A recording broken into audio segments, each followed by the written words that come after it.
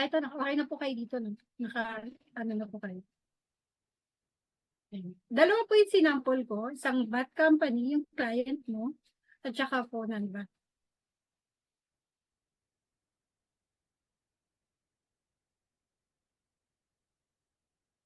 Nakalagin po kayo sa, ano po, sabayan niyo po sana ako.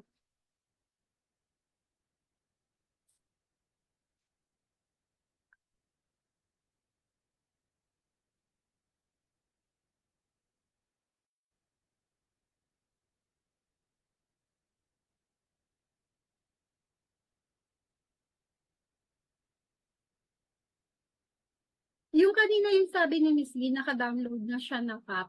Actually, pwede naman ikaw mag-download. Tapos, pwede rin naman na hindi. Ayan. So, ito po.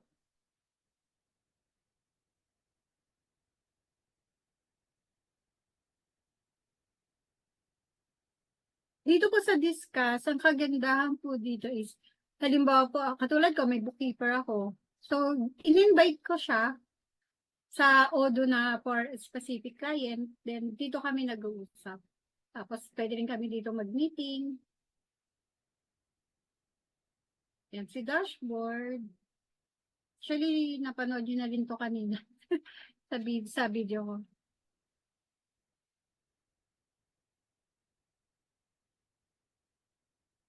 Ayan. So, paano ba tayo magsisimula para gamitin tong Odoo? Punta po muna tayo sa settings.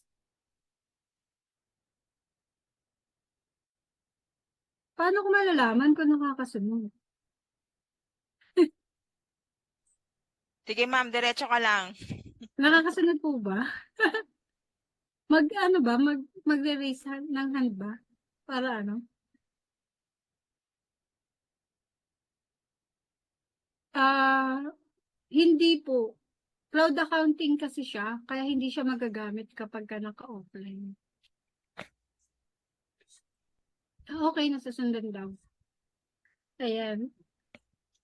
Sa mga, ano po, sa mga bookkeepers na may mga bookkeeper na rin, yan, pwede nyo po. Ayan, so ano po natin, setup natin. Ito, nakaano naman po. Ayan. Maglagay po kayo dito ng company nyo po or yung client name po nyo. Para po. Kasi ito yung lalabas mamaya sa sales invoice natin. Ito, kunyari, itaga.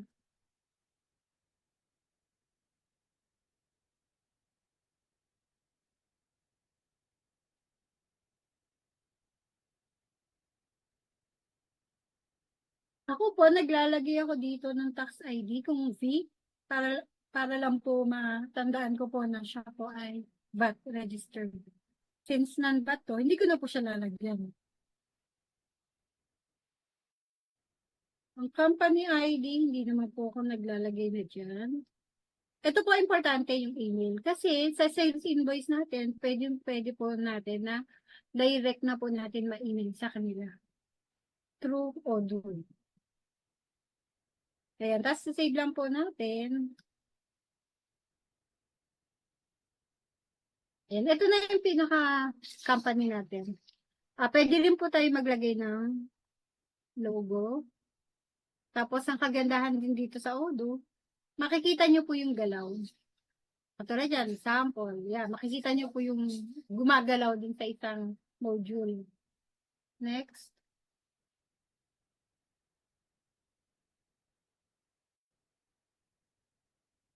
Ay, sorry. Bago ng net ko eh. Sorry na. Ayan, so nakapag-setup na ako ng company ko. Ito, document layout.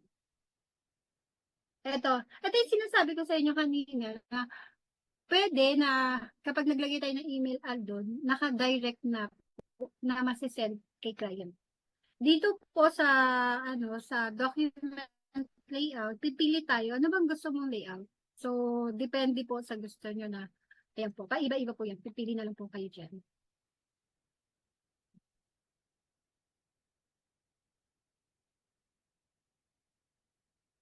Ako, pinipili ko lagi, nasa na yun? Slide. Ayan. So, kayo na pong bahala kung paano po yung document na sales invoice sa inyo po. Ayan, lagay ka ng logo mo.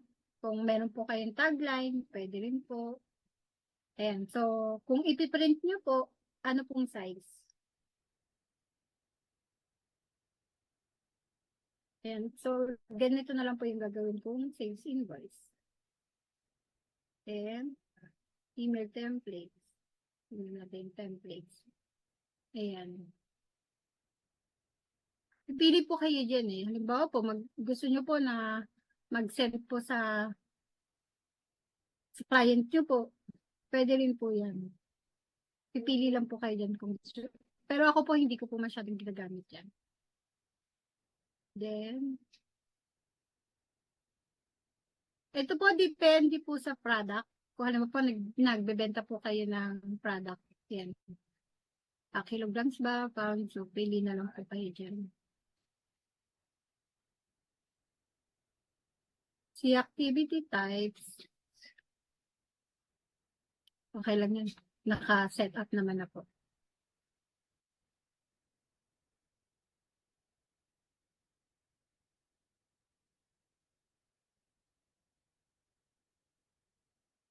So, pwede po tayo magpadala din ng ano eh. Di ba po sa sales invoice, pag hindi pa bayad, nagpa-follow up tayo. Pwede rin po dito. Kaya lang magbabayad tayo. Doon tayo sa libre.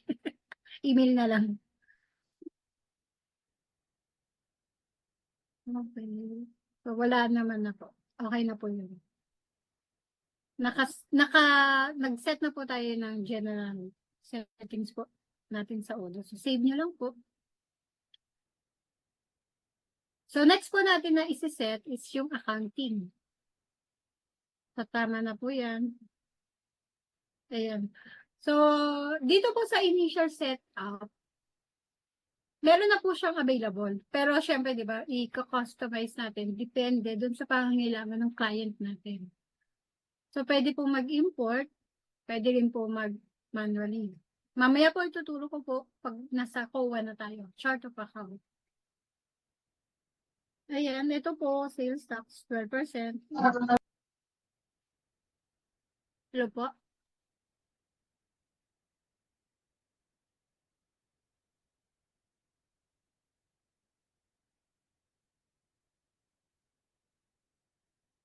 Okay. Mamaya na lang. Mamaya na lang, Sir Joel. Okay, rounding method. Ito po, sa tax return, ang ilalagay lang po kasi natin dito is yung makikita na nag-remind sa atin. Sample po. Ito tayo. Ito. Ayan, yun po yun yung kanina. Tayo sa settings ng accounting.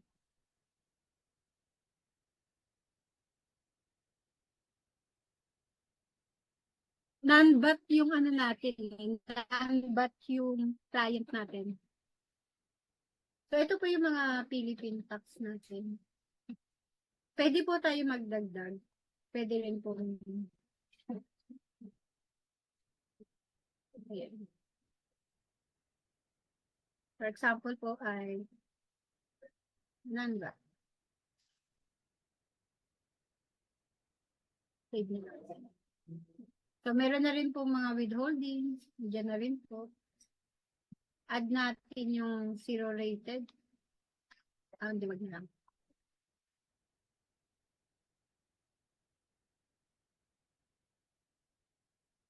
So, Joel, parang ito lang yung units of measure. Kilograms, pounds, to. Ay, accounting pala tayo.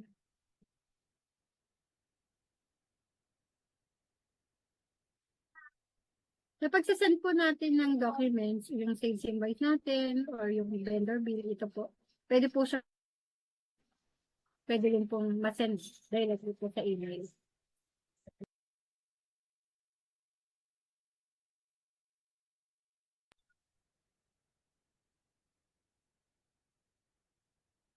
Sa sales invoice po, depende po sa inyo kung gusto niyo pong lagay yung customer address. Then,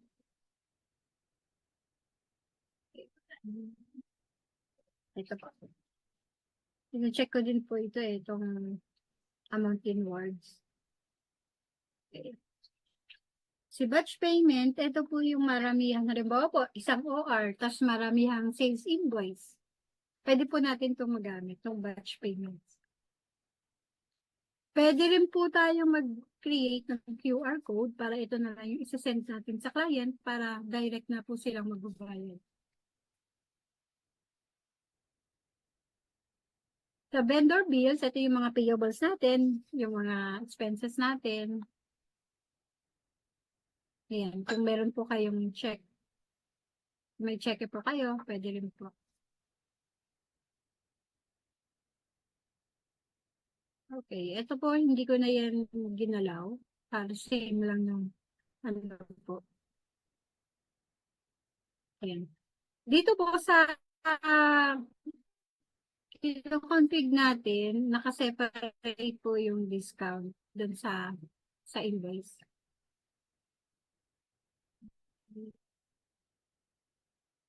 So, halos nakaset up na po eh. Alam mo yun, gagamitin mo na lang. Yun yung maganda sa Odoo eh. Ayan, so, naka-config na tayo. Save. Naka-save na rin po kayo. Nasusundan niyo po.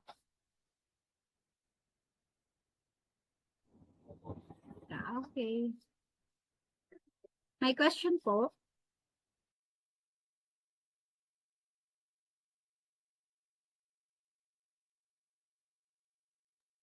Okay na tayo dito sa settings.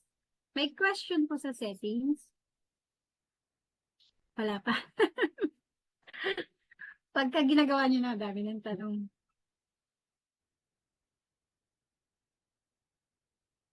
Okay, next tayo sa apps. Ito yung mga apps na available kay Odoo. Yan nga lang, may mga bayan. Dito po sa Pilipinas, meron na pong Odoo partner. Sila yung kinakontak namin para po mag-intro sa company namin na gamitin ko yung Odoo. Kasi ito po yung maganda eh. Meron pong sales, restaurant. Ang nagustuhan ko dito is yung POS. May POS din sila. Ayan. Pero kung doon lang libre, hunting lang. And then, The information provided is for educational purposes only and should not be considered as professional advice. The interpretation is based on my knowledge and my of working experience as an accountant. I am not connected and not endorsing Odoo. I am just one of the users of Odoo.